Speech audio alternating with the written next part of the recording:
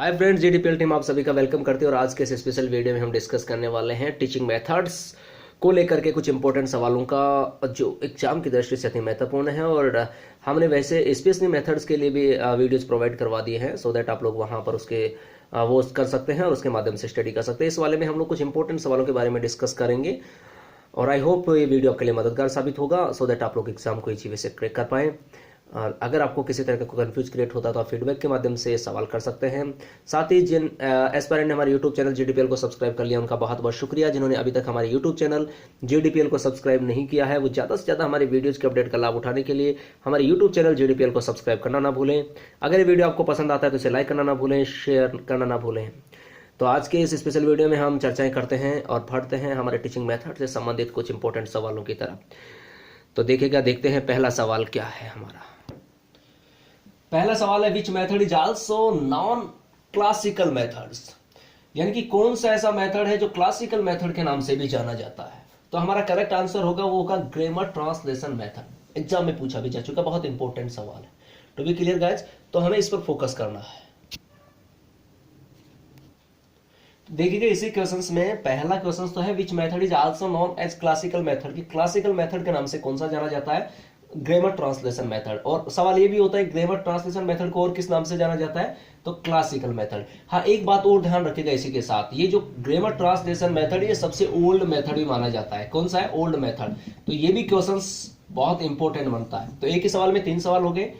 Classical method के नाम से किसको जाना जाता है, ग्रामर ट्रांसलेशन मेथड को। और ग्रामर ट्रांसलेशन मेथड जो है वो सबसे ओल्ड मेथड है, यानी कि सबसे ओल्ड मेथड कौन सा है, ग्रामर ट्रांसलेशन मेथड। तो भी क्लियर गाइस। अब नेक्स्ट क्वेश्चंस को देखते हैं। अगर नेक्स्ट क्वेश्चंस की बात करें, अगला सवाल है कि foreign phraseology can also be known as. ये हमारा इंपॉर्टेंट सवाल है, बहुत इंपॉर्टेंट सवाल है। अगर मैं आपको पॉइंट आउट करूं, जैसे मैं आपको ऑप्शंस देना चाहूं कि ओल्ड आइडियाज, ओल्ड अप्रोचेस की बात करें, न्यू अप्रोचेस की बात करें, न्यू आइडियाज की बात करें, तो एट दैट मोमेंट आपका आंसर जो होगा वो क्या होगा, न्यू आइडियाज। इंपॉर्टेंट सवाल है ये, किसके नाम से, किसके रूप में जाने जाते हैं, new ideas. To be clear guys. अब अगले सवाल की तरफ बढ़ते हैं हम लोग। फिर नेक्स्ट की बात करते हैं। क्वेश्चन है इन grammar translation method the basic unit of teaching and language practice is, यानी कि इन grammar translation method the basic unit of teaching and language practice is, यानी कि इसमें बेसिक यूनिट कौन सी होती है। तो देखिएगा जो ग्रामर ट्रांसलेशन मेथड होता है उसमें जो यूनिट होती है वो क्या होती है, वर्ड। कौन सी होती है, वर्ड। टू बी क्लियर, क्या होती है बेसिक यूनिट टीचिंग की, वर्ड होती है। ध्यान रखना किसमें, ग्रामर ट्रांसलेशन मेथड है। इसी के साथ एक और क्वेश्चन सोल्व कर लेते हैं हम लोग। ये तो है ग्रामर ट्रांसलेशन मेथड, किंतु डायरेक्ट मेथड के बारे में सवाल होता तो हमारी यूनिट कौन सी होगी, तो डायरेक्ट मेथड में जो यूनिट होती है वो क्या होती है, सेंटेंस होती है। ध्यान रखिएगा, ठीक है। तो एक साथ 2 सवाल हमारे सोल्व हो रहे हैं। ग्रामर ट्रांसलेशन मेथड में जो होता है वो बेसिक यूनिट जो होती है वो कौन सी मारी गई है, वर्ड। और बात करें डायरेक्ट मेथड की तो उसमें क्या आ जाएगा, सेंटेंस। दोनों में थोड़ा सा याद रखना, दोनों ही इंपॉर्टेंट है। फिर से सवाल सुन लीजिएगा। इन grammar translation method the basic unit of teaching and language practice is, तो करेक्ट आंसर क्या होगा, वर्ड। किंतु यही बात किसकी होती, डायरेक्ट मेथड की बात होती, तो एट दैट मोमेंट हमारा आंसर क्या होता, सेंटेंस। To be clear. आगे बढ़ते हैं नेक्स्ट सवाल की तरफ। इन ग्रामर ट्रांसलेशन, ये जो क्वेश्चन है ये 2011 में आ भी चुका है। 2011 की जो एग्जाम हुई थी उसमें पूछा भी जा चुका है। और ये जो अगला सवाल मैं आपसे बात कर रहा हूं ये भी 2011 में पूछा जा चुका है।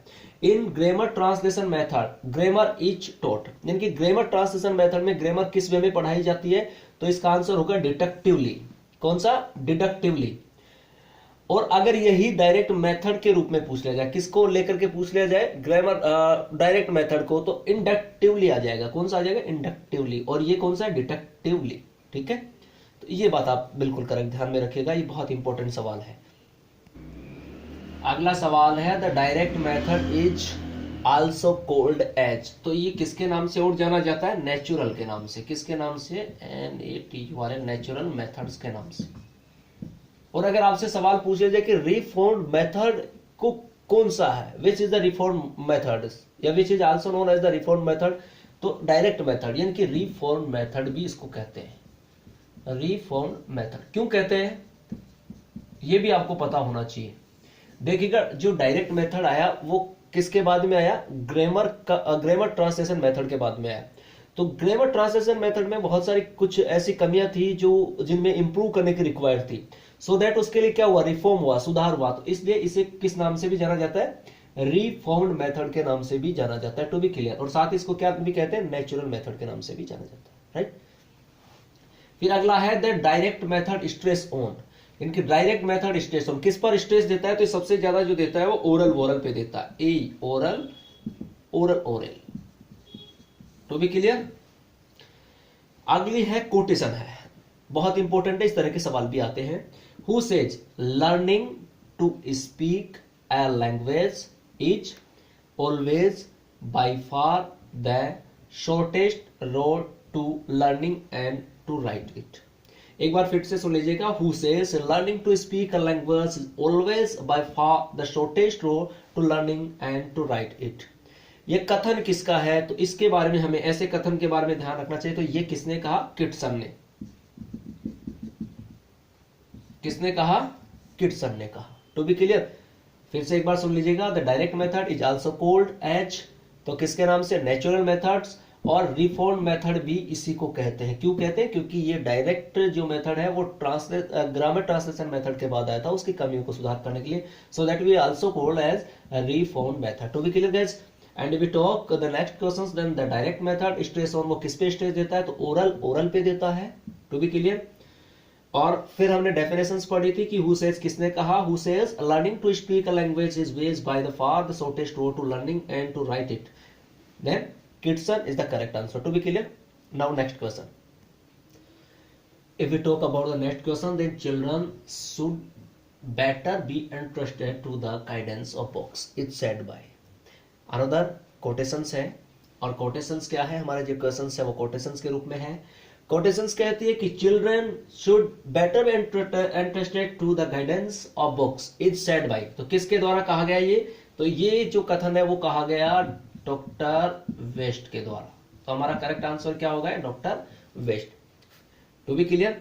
फिर से सुन लीजिएगा, children should better be interested to the guidance of books is said by, तो करेक्ट आंसर क्या होगा, डॉक्टर वेस्ट। ये जो कोटेशन है किसके द्वारा कहा गया ये कथन, डॉक्टर वेस्ट के द्वारा, टू बी क्लियर गाइस।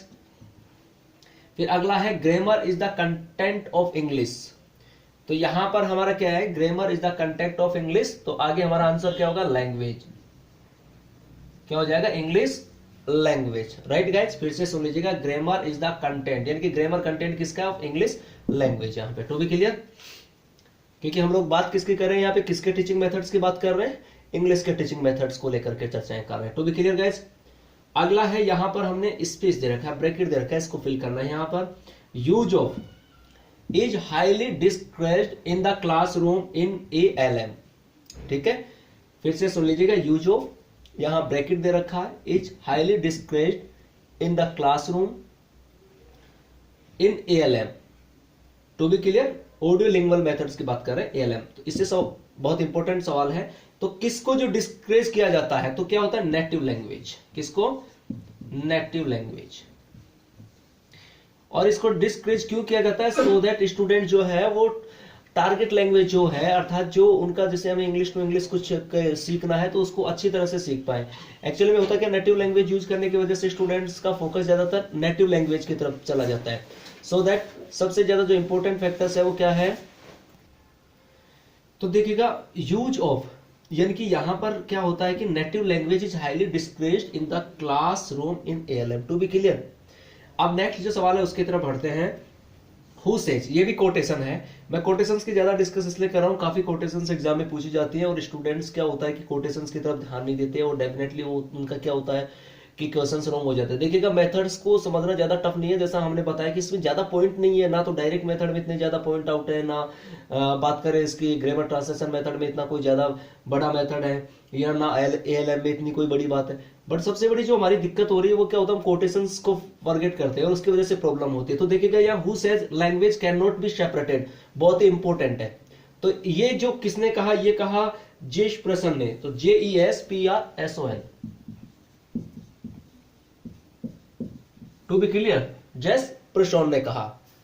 तो देखिएगा, फिर से देखिएगा, children should better be interested to the guidance of books is said by doctor West, grammar is the content of English language, use of native language is highly discussed in the classroom in ALM, to be clear, बहुत important सवाल है।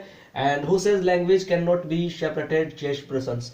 इस तरह से आज हमने कुछ questions का समावेश किया इसमें, जो बहुत आपके एग्जाम की दृष्टि से इंपॉर्टेंट है। कुछ इसी तरह के वीडियो हम आपको प्रोवाइड करवाएंगे सो दैट आप प्रैक्टिस कर सके यहाँ कुछ क्वेश्चंस के माध्यम से भी, और साथ ही अलग से वीडियो आपको सेपरेटेड वीडियो प्रोवाइड करवाई रहे हैं। आई होप ये वीडियो आपके लिए मददगार साबित होगा।